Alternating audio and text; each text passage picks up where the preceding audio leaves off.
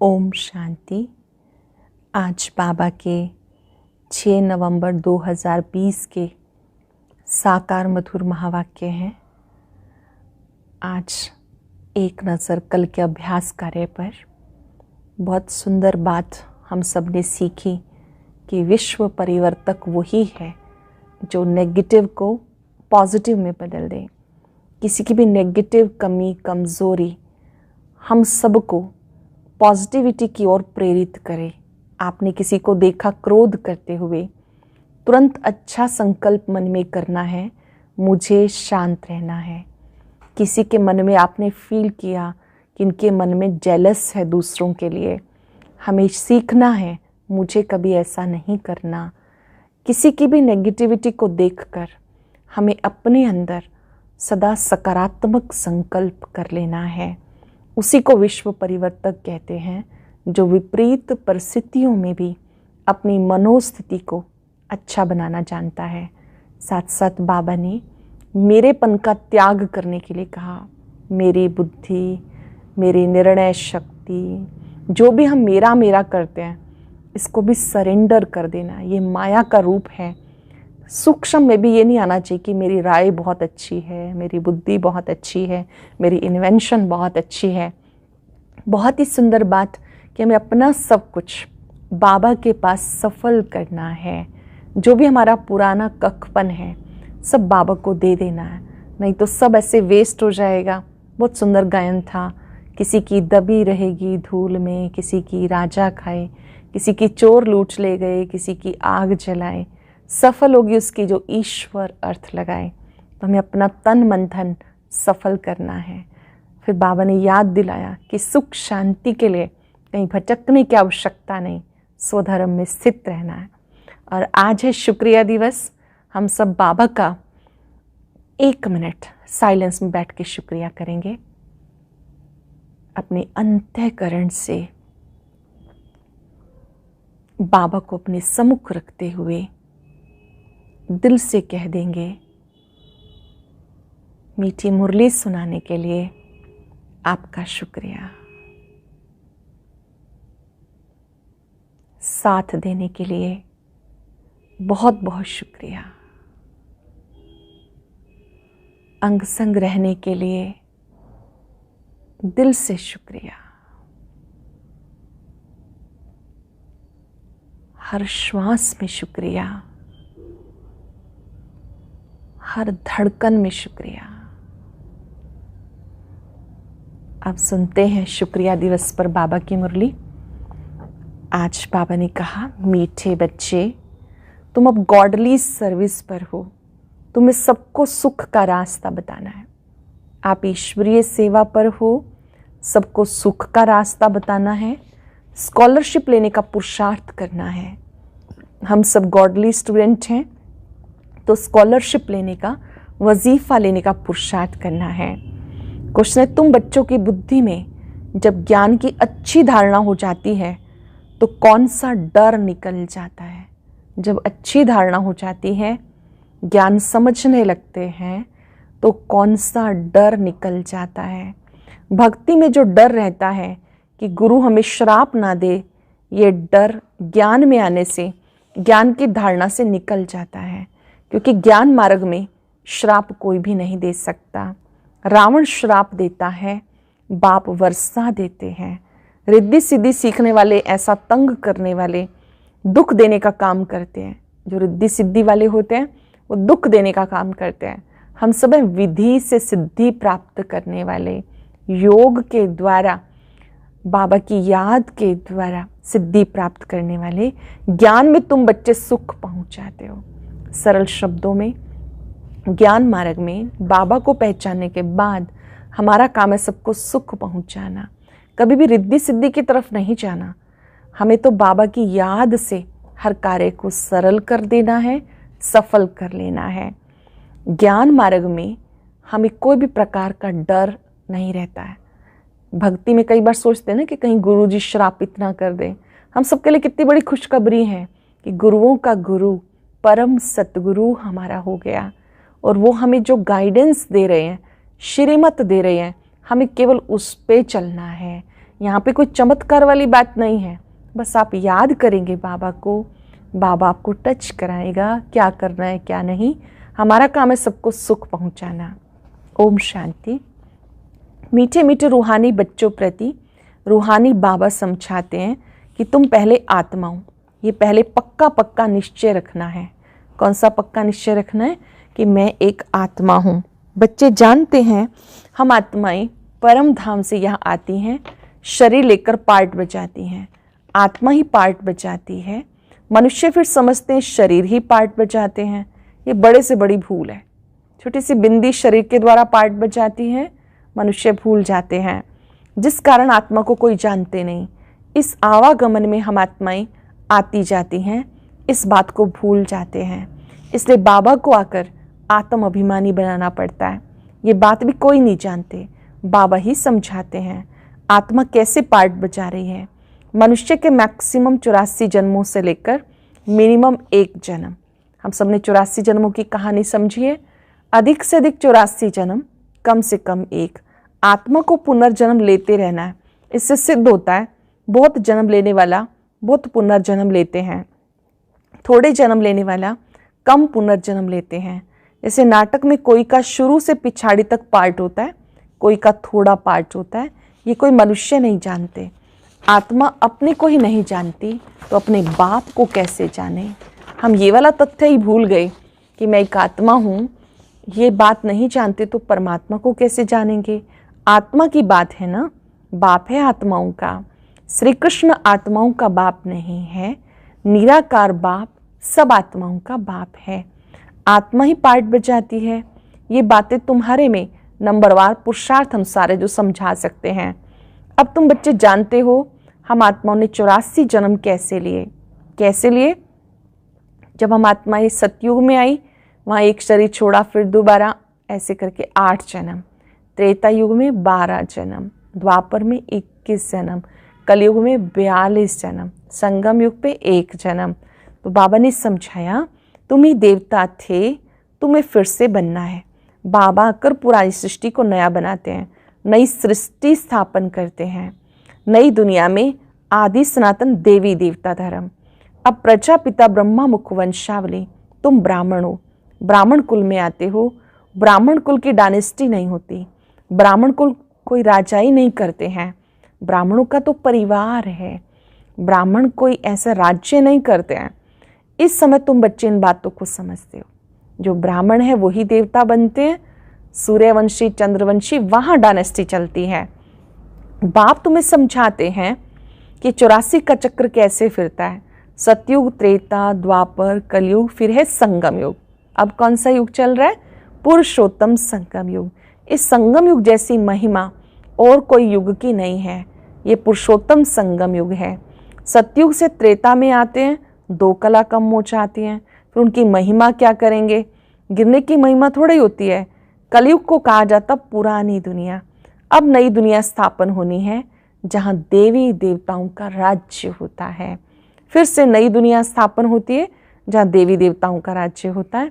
वो पुरुषोत्तम थे, फिर कला कम होते होते कनिष्ठ शुद्र बुद्धि बन जाते। उनको पत्थर बुद्धि भी कहा जाता।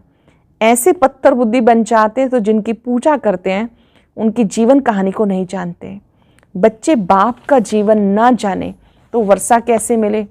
अब तुम बच्चे बाबा के जीवन को जानते हो, कैसे वर्षा मिलता है। सरल शब्दों में अब हमने शिव बाबा का बारे में भी जान लिया कि वो शांति के सागर हैं, प्यार के सागर हैं, सुख के सागर हैं। वो हमें पढ़ाने के लिए आते हैं। बाप कहते हैं मुझे याद करो, मैं तुम बच्चों को सदा सुखी बनाने के लिए आया हूँ। ज्ञान मार्ग में कभी कोई श्राप दे ना सके। ज्ञान मार्ग और भक्ति मार्ग में अंतर है। भक्ति मार्ग में वहाँ पर डर होता है कि कहीं गुरु श्राप ना दे दें। यहाँ बाबा कहते कोई ऐसी बात नहीं है। जो रिद्धि सिद्धि सीखते हैं वो श्राप देते हैं, लोगों को बहुत दुखी करते हैं, पैसे कमाते हैं। भक्त लोग ये काम नहीं करते। बाबा ने ये भी समझाया पुरुषोत्तम अक्षर जरूर लिखो, त्रिमूर्ति अक्षर भी जरूर लिखना है, प्रजापिता अक्षर जरूरी है। ब्रह्मा नाम भी बहुतों के हैं, प्रजापिता ब्रह्मा ये नाम लिखना है। प्रजापिता अक्षर लिखेंगे तो समझेंगे साकार में प्रजापिता ठहरा। सिर्फ ब्रह्मा लिखने से सूक्ष्म वतन वाला समझ लेते, ब्रह्मा विष्णु शंकर को भगवान कह देते, प्रजापिता कहेंगे तो समझा सकते हो कि प्रजापिता तो यहाँ है ना, जहाँ प्रजा है, प्रजा की पालना के लिए है ना। सूक्ष्म वतन में कैसे हो सकता है? विष्णु को दिखाते ब्रह्मा की नाभि से निकला, तुम बच्चों को ज्ञान मिला, नाभि आदि की कोई बात नहीं, ब्रह्मा सो विष्णु, विष्णु सो ब्रह्मा। सारे चक्र का ज्ञान इन चित्रों से समझा सकते हो। जो संगम पे ब्रह्मा है, यही आत्मा सतयुग में जाके श्री कृष्ण फिर श्री नारायण बनती है, और लक्ष्मी नारायण का कंबाइंड रूप विष्णु है। तो ब्रह्मा को विष्णु बनने में 1 सेकंड लगता है, विष्णु को ब्रह्मा बनने में 5-4 वर्ष लगते हैं, क्योंकि वो आत्मा पहले सतयुग में आएगी, फिर त्रेता में धीरे धीरे नीचे आएगी। तो इस तरह से बाबा कहते शास्त्रों में दिखाया है ना, ब्रह्मा सो विष्णु, विष्णु सो ब्रह्मा। अब इसका अर्थ भी तुम बच्चे समझ गए हो। श्री लक्ष्मी नारायण का चक्र लगाकर फिर ब्रह्मा सरस्वती बनते हैं। बाबा ने पहले से नाम दे दिए, जब बट्टी बनी तो नाम दिए, फिर कितने चले गए। इसलिए समझाया जाता कि ब्राह्मणों की माला नहीं होती, क्योंकि ब्राह्मण पुरुषार्थी हैं, कभी नीचे कभी ऊपर होते हैं, ग्रहचारी बैठती है। बाबा ने नाम परिवर्तित किया जगदम्बा माँ का। पहले उनका नाम राधे था, बाबा ने उनको फिर जगदम्बा कहा। प्रजापिता ब्रह्मा नाम शिव बाबा ने दिया। दादी प्रकाशमणि, उनका नाम पहले रामा था, बाबा ने प्रकाशमणि नाम दिया। ऐसे ही बाकी सबके भी नाम बाबा की तरफ से आए। बाबा कहते शुरू शुरू में सबके नाम बदले, फिर कोई कोई छोड़ के चले गए, तो वो नाम की भी इंसल्ट हो गई। जैसे गुलजार दादी, उनका नाम पहले शोभा था, घर में नाम, बाबा के बने तो उनको गुलजार कहा जाने लगा, दादी हृदय मोहिनी कहा जाने लगा। ऐसे मनोहर दादी जी, उनका नाम पहले हरि था, बाबा ने मनोहर इंदिरा नाम दिया। दादी प्रकाशमणि जी का हम सब ने सुना कि रामा नाम दिया। ऐसे ही चंद्रमणि दादी जी का नाम मोती था। तो बाबा ने बहुतों के नाम परिवर्तित किए शुरू शुरू में। धीरे धीरे जब बाबा ने देखा कि कोई कोई छोड़ के चले गए, तो बाबा ने नाम देना बंद कर दिया। तो बाबा ने कहा ब्राह्मण जो है वो पुरुषार्थी हैं, कभी नीचे कभी ऊपर होते रहते हैं, ग्रहचारी बैठती है। बाबा तो जवाहरी था, मोतियों आदि की माला कैसे बनाते वो अनुभव है।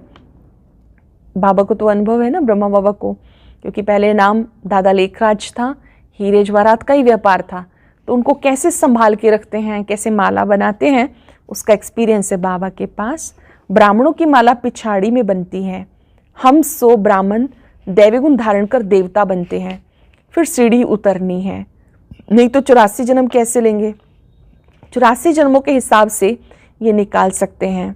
तुम्हारा आधा समय पूरा होता है, तब दूसरे धर्म वाले ऐड होते हैं।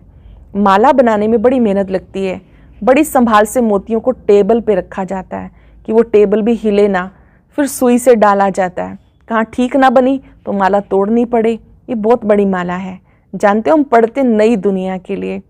बाबा ने कहा किस तरह से बाबा भी यहाँ एक एक माला को, मोती को माला में पिरोते हैं। बाबा ने समझाया, स्लोगन बनाओ, शूद्र सो ब्राह्मण, ब्राह्मण सो देवता कैसे बनते हैं, आके समझो। इस चक्र को जानने से तुम चक्रवर्ती राजा बनेंगे, स्वर्ग का मालिक बनेंगे। ऐसे स्लोगन बनाकर बच्चों को सिखाना चाहिए।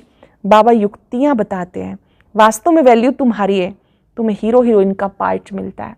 आप सतयुग से कलयुग अंत तक, संगम तक पूरा पार्ट बचाते हो। आप हीरो हीरोइन हो, हीरे जैसा भी तुम बनते हो, हीरो पार्टधारी भी हो, हीरे जैसा भी बनते हो, फिर 84 का चक्र लगाकर कोड़ी मिसल बनते हो। अब जबकि हीरे जैसा जन्म मिला तो कोड़ियों के पीछे क्यों जाते हो? ये जन्म हीरे जैसा है ना, ब्राह्मण जन्म।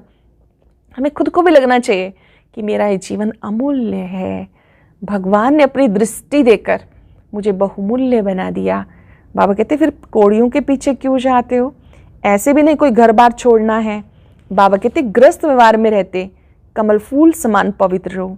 सृष्टि चक्र के नॉलेज को जानकर दैवी गुण धारण करो, तुम हीरे जैसा बन जाएंगे। बरोबर भारत 5,000 वर्ष पहले हीरे जैसा था। ये एम ऑब्जेक्ट है। इस चित्र को बहुत महत्व देना है। श्री लक्ष्मी नारायण का चित्र है ना, इसको बहुत महत्व देना है। तुम बच्चों को बहुत सर्विस करनी है, प्रदर्शनी में, म्यूजियम में, विहंग मार्ग की सेवा तुम करेंगे तो प्रजा बनाएंगे। बावनी का जैसे चित्र लगाते हैं, दूसरों को संदेश देते हैं, आपको ये सेवा करनी है। विहंग मार्ग की सर्विस के बिना तुम प्रजा कैसे बनाएंगे? भले इस ज्ञान को सुनते भी हैं, लेकिन ऊंच पद कोई विरले ही प्राप्त करते हैं। उनके लिए कहा जाता कोटों में कोई, पढ़ते बहुत सारे हैं लेकिन जीवन में धारण करने वाले कोटों में कोई। स्कॉलरशिप भी कोई लेते हैं, 40-50 बच्चे स्कूल में होते हैं, कोई एक स्कॉलरशिप लेता है, कोई थोड़ा प्लस में आ जाता है तो उनको भी देते हैं। ये भी ऐसे है, प्लस में बहुत है, 8 दाने हैं सो भी नंबरवार, वो पहले राजगद्दी पर बैठेंगे। बाबा ने आज हम सबको आगे बढ़ने का मार्ग दे दिया कि आप आगे बढ़ो, प्लस हो जाएंगे। सबको चिंता रहती है हम कैसे अपने पैसे ट्रांसफ़र करें। दूसरे जन्म के लिए वो ईश्वर दान पुण्य करते हैं, उसका रिटर्न इसी पुरानी सृष्टि में अल्पकाल के लिए मिलता है। जो अपने धन को सेवा में लगाते हैं तो उसका रिटर्न भी प्राप्त होता है। यहाँ तुम्हारा ट्रांसफ़र होता है नई दुनिया में और 21 जन्मों के लिए। ध्यान रहे, यहाँ हम अपना ही तन मन धन लगाते हैं। बाबा की हम बच्चों के लिए शिक्षा है कि आपको किसी और को नहीं कहना है धन सफल करने के लिए। जिन्होंने बाबा को पहचाना, बाबा को याद करते हैं, वही बाबा के बच्चे, ब्राह्मण बच्चे ही अपना तन मन धन सेवा में लगाते हैं। जब हम एक जन्म सेवा में लगाते हैं तो 21 जन्म के लिए प्राप्त होता है। यहाँ तुम्हारा ट्रांसफर होता है नई दुनिया में 21 जन्मों के लिए। तन मन धन प्रभु के आगे अर्पण करना है। सो तो जब आए तब अर्पण करेंगे ना। प्रभु को कोई जानते नहीं तो गुरु को पकड़ लेते, धन आदि गुरु के आगे अर्पण कर देते। वारिस नहीं होता तो सब गुरु को दे देते हैं। आजकल कायदे अनुसार ईश्वर अर्थ भी कोई देते नहीं। बाबा समझाते, मैं गरीब निवास हूँ, मैं आता भी भारत में हूँ, तुम्हें आकर विश्व का मालिक बनाता हूँ। डायरेक्ट और इनडायरेक्ट में कितना फर्क है। संगम युग पर हम डायरेक्ट सब कुछ सफल करते हैं, वो जानते कुछ नहीं कह देते, हम ईश्वर को अर्पण करते हैं। है सब बेसमझी की बात। तुम बच्चों को समझ मिली है तो तुम समझदार बने हो। संगम युग पे आप समझदार बने हो, अपना सब कुछ बाबा के आगे समर्पित करते हो। बुद्धि में ज्ञान है, बाबा तो कमाल करते हैं। जरूर बेहद बाप से बेहद का वर्षा मिलना है, शिव बाबा से बेहद की प्रॉपर्टी मिलनी है। बाप से तुम वर्षा लेते हो सिर्फ दादा द्वारा, दादा भी उनसे वर्षा ले रहे हैं। वर्षा देने वाला एक है, उन्हें याद करना है। ब्रह्मा बाबा भी शिव बाबा को याद करते हैं, हमें वर्षा शिव बाबा से लेना है। बाबा कहते बच्चे मैं इनके बहुत जन्मों के अंत में आता हूँ, इन्हें भी पावन बनाता हूँ, तो फिर ये फरिश्ता बन जाते हैं। बैज पर तुम बहुत सेवा कर सकते हो। तुम्हारा ये सब है अर्थ सहित बैज। ये जियदान देने वाला चित्र है, इसकी वैल्यू का किसी को पता नहीं। ये जो बैज है इस पर श्री लक्ष्मी नारायण है। बाबा कहते ये बहुत वैल्यूएबल चीज़ है, इसका महत्व किसी को पता नहीं। बाबा को हमेशा बड़ी चीज़ पसंद आती है जो कोई दूर से पढ़ सके। चित्र भी बाबा कहते बड़े होने चाहिए, कोई दूर से देख सके। अच्छा, मीठे मीठे सिक्के लदे बच्चों प्रति माता पिता बाप दादा का याद प्यार। Good morning. रूहानी बाप की रूहानी बच्चों को नमस्ते। रूहानी बच्चों की रूहानी बाप दादा को नमस्ते, गुड मॉर्निंग। शुक्रिया बाबा, शुक्रिया। आज का दिन सब दिल से बोलेंगे, प्यारे बाबा दिल से शुक्रिया। धारणा के लिए सार, बाप से बेहद का वर्षा लेने के लिए डायरेक्ट तन मन धन ईश्वर के आगे अर्पण करने में समझदार बनना है। अपना सब कुछ 21 जन्म के लिए ट्रांसफ़र कर लेना है। जैसे बाबा पढ़ाने की, संभालने की, श्रृंगारने की सर्विस करते हैं, जैसे बाबा पढ़ाने की, संभालने की, श्रृंगारने की सर्विस करते हैं, ऐसे बाप समान सर्विस करनी है। जीवन बंध से निकाल सबको जीवन मुक्ति में ले जाना है। वरदान है, थोड़ा सा गुह्य है, अटेंशन से सुनेंगे। सर्व खजानों की इकोनॉमी का बजट बनाने वाले महीन पुरुषार्थी भव। सर्व खजानों की इकोनॉमी का, बचत का बजट बनाने वाले महीन पुरुषार्थी भव। जैसे लौकिक रीति में यदि इकोनॉमी वाला घर ना हो तो ठीक रीति से नहीं चल सकता। लौकिक में भी अगर कोई धन की संभाल ना करे, अनावश्यक खर्च करता रहे, तो वो घर अच्छी तरह से नहीं चल सकता। ऐसे यदि निमित्त बने हुए बच्चे इकोनॉमी वाले नहीं हैं तो सेंटर ठीक नहीं चलता है। सेंटर पर भी इकोनॉमी चाहिए ना। बचत के संस्कार चाहिए। तो जो सेंटर के निमित्त हैं, अगर वो इकोनॉमी से नहीं चलते तो सेंटर ठीक नहीं चलता। वो हुई हद की प्रवृत्ति, ये है बेहद की प्रवृत्ति। तो चेक करना चाहिए कि संकल्प, बोल और शक्तियों में क्या क्या एक्स्ट्रा खर्च किया। चेक करो, संकल्प, बोल और शक्तियां, इनमें क्या क्या एक्स्ट्रा खर्च किया। जो सर्व खजानों की इकोनॉमी का बजट बनाकर उस अनुसार चलते हैं, उन्हें महीन पुरुषार्थी कहते हैं। महीनता से पुरुषार्थ करना माना बहुत बारीकी से, बड़ी सूक्ष्मता से, माइन्यूट ऑब्जर्वेशन से। उनके संकल्प, बोल, कर्म, ज्ञान की शक्तियां कुछ भी व्यर्थ नहीं जा सकती। जो महीन पुरुषार्थी हैं वो छोटी छोटी बात को भी समझते हैं कि मुझे कुछ व्यर्थ नहीं गंवाना।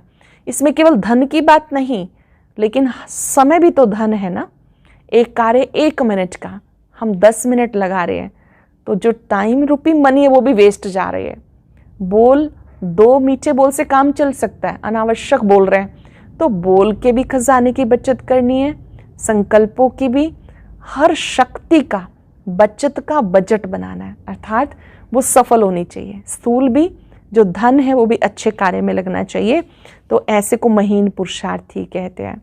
स्लोगन है, स्नेह के खजाने से माला माल बन, सबको स्नेह दो, स्नेह लो। स्नेह के खजाने से माला माल बन, सबको स्नेह दो, स्नेह लो। अभी अभ्यास करेंगे। मैं महीन पुरुषार्थी हूं। आज मैंने बाबा से सीखा है, मुझे अपने समय, संकल्प, बोल, शक्तियों की बचत करनी है। ओम शांति। आज की अव्यक्त मुरली जरूर सुने। उसके लिए ऊपर दिए गए बॉक्स को टच करें।